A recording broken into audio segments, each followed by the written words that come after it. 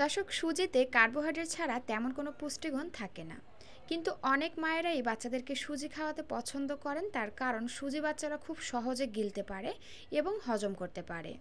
তো আমার আজকের পর্বে আপনাদের সাথে শেয়ার করব এই সুজিটাকে বাচ্চাদের জন্য কিভাবে হেলদি, পুষ্টিকর ও মজাদার করে তৈরি করা যায় তার একটি রেসিপি।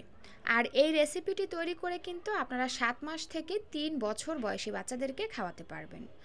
তো এখানে আর কথা না বাড়িয়ে চলে যাচ্ছি মূল পর্বে, কিন্তু যাওয়ার আগে সবার কাছে ছোট্ট একটি অনুরোধ থাকবে, ভিডিওটি ভালো লাগলে প্লিজ একটি লাইক দিবেন এবং যাওয়ার আগে সুন্দর একটা কমেন্ট করে যাবেন। এজন্য প্রথমেই আমি এখানে 4টি খেজুর নিয়ে নিচ্ছি। খেজুরগুলোকে খুব ভালো করে ধুয়ে পরিষ্কার করে নিয়েছি এবং খেজুরের মধ্যে থাকা যে বিচিটা রয়েছে সেটা ফেলে দিচ্ছি। খুব ভালো করে চেক করে নিচ্ছি যে কোনো রকমের পোকামাকড় আছে কিনা। কিছুটা পরিমাণে পানি দিয়ে খেজুরগুলোকে আমি 10 মিনিটের জন্য ভিজিয়ে রেখে দিব। এতে করে খেজুরগুলো ভিজে নরম হয়ে আসবে এবং একটা পিউরি বানাতে খুব সহজ হবে। দর্শক, খেজুরে প্রচুর পরিমাণে vitamin, minerals, potassium, calcium, iron সহ আরও অনেক অনেক পুষ্টি উপাদান রয়েছে, যা আমাদের বাচ্চাদের মানসিক ও শারীরিক দুই ধরনের বিকাশ বুদ্ধিতে খুবই গুরুত্বপূর্ণ ভূমিকা পালন করে। আর এই খেজুর কিন্তু আপনারা বাচ্চাদেরকে 7 মাসের পর থেকেই খাওয়াতে পারবেন। তো এই যে দেখুন, 10 মিনিট পরে কিন্তু আমি খেজুরগুলোকে এরকম হাত দিয়ে ম্যাশ করে একটা পিউরি তৈরি করে নিয়েছি। আপনারা চাইলে কিন্তু এটাকে ব্লেন্ডারের জারে দিয়ে ব্লেন্ড করেও পিউরিটা তৈরি করে নিতে পারেন, কোনো সমস্যা নেই।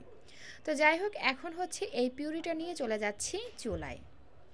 তো এই তো চলে আসলাম চুলায়। চুলায় একটা প্যান দিয়ে তার মধ্যে কিছুটা পরিমাণে ঘি দিয়ে দিলাম।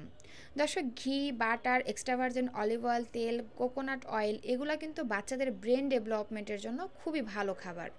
অর্থাৎ এর মধ্যে গুড ফ্যাট থাকে, যার কারণে বাচ্চাদের স্মৃতিশক্তি অর্থাৎ কিছু শেখা বা মনে রাখার ক্ষমতা বাড়ায়, পাশাপাশি দ্রুত ওজন বৃদ্ধিতেও সহায়তা করে। তো যাই হোক, ঘি গলে আসার পরে আমি এর মধ্যে দিয়ে দিলাম পরিমাণ অনুযায়ী সুজি। আমি এখানে কেনা সুজিটা ব্যবহার করেছি। আপনি আপনার বাচ্চাকে যে সুজি খাইয়ে অভ্যস্ত সেই সুজিটাই এখানে নিয়ে নেবেন। তারপরে ঘিয়ের মধ্যে এগুলোকে আমি 1 থেকে 1.5 মিনিটের মতন ভেজে নিব, চুলার আঁচ মিডিয়াম আঁচে রেখে। যখন খুব সুন্দর একটা ফ্লেভার বের হবে, এই পর্যায়ে আমি এর মধ্যে দিয়ে দেব পরিমাণ অনুযায়ী পানি। আমি এখানে 1 কাপের একটু কম পরিমাণে পানি ব্যবহার করেছি। আর অবশ্যই কিন্তু এখানে নর্মাল বিশুদ্ধ খাবার পানিটা ব্যবহার করতে হবে, কারণ বাচ্চাদের খাবার কিন্তু সবার আগে নিরাপদ হওয়া উচিত। আর যে সকল বাচ্চাদের খাদ্য তালিকায় গরুর দুধ যুক্ত করেছেন, তারা কিন্তু এখানে নর্মাল পানির পরিবর্তে গরুর দুধ দিয়ে সুজিটা রান্না করে নেবেন। এতে করে সুজিটা আরও বেশি পুষ্টিকর এবং ক্যালোরিবহুল হয়ে যাবে। তো যাই হোক, এই যে দেখুন, সুজি কিন্তু খুব ভালো করে সিদ্ধ হয়ে গেছে। আমি একটু ঘন করে সুজিটাকে রান্না করে নিচ্ছি। এই যে যখন এরকমের অবস্থায় চলে আসবে, এই পর্যায়ে আমরা যে খেজুরটাকে হাত দিয়ে ম্যাশ করে পিউরি তৈরি করে রেখেছিলাম সেটা দিয়ে দিব। তারপরে নেড়ে চেড়ে ভালো করে মিশিয়ে নিব। দর্শক, আমি এখানে কোনো লবণ বা চিনি ব্যবহার করছি না, কারণ 1 বছরের নিচের বাচ্চাদের জন্য লবণ, চিনি ক্ষতিকারক।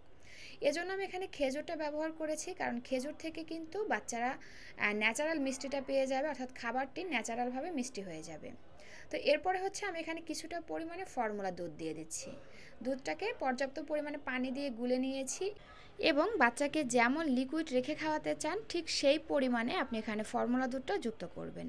আর যে সকল বাচ্চারা ফর্মুলা দুধ খায় না, তাদের ক্ষেত্রে এখানে কোনো দুধ ব্যবহার করার প্রয়োজন হবে না। তো যাই হোক, এরপরে হচ্ছে আমি এর মধ্যে দিয়ে দিলাম 1 চা চামচের মতন বাদাম গুঁড়া।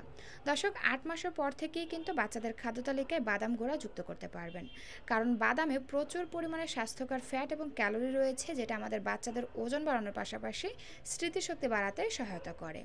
তো এরপরে হচ্ছে সুজির সঙ্গে বাদাম গুঁড়াটাকে খুব ভালো করে মিশিয়ে নিচ্ছি এবং মিশিয়ে নেওয়ার পরে আমি চুলা থেকে নামিয়ে নিচ্ছি। আর এই তো তৈরি হয়ে গেল বাচ্চাদের জন্য খুবই পুষ্টিকর, স্বাস্থ্যকর ও মজাদার একটি সুজির রেসিপি। এই সুজিটা বাচ্চাদের যেমন ওজন বাড়াতে সহায়তা করবে, বাচ্চাদের স্মৃতিশক্তি বাড়াতে সহায়তা করবে, সেই সাথে বাচ্চাদের কিন্তু বিভিন্ন রকমের পুষ্টির চাহিদা পূরণ করবে।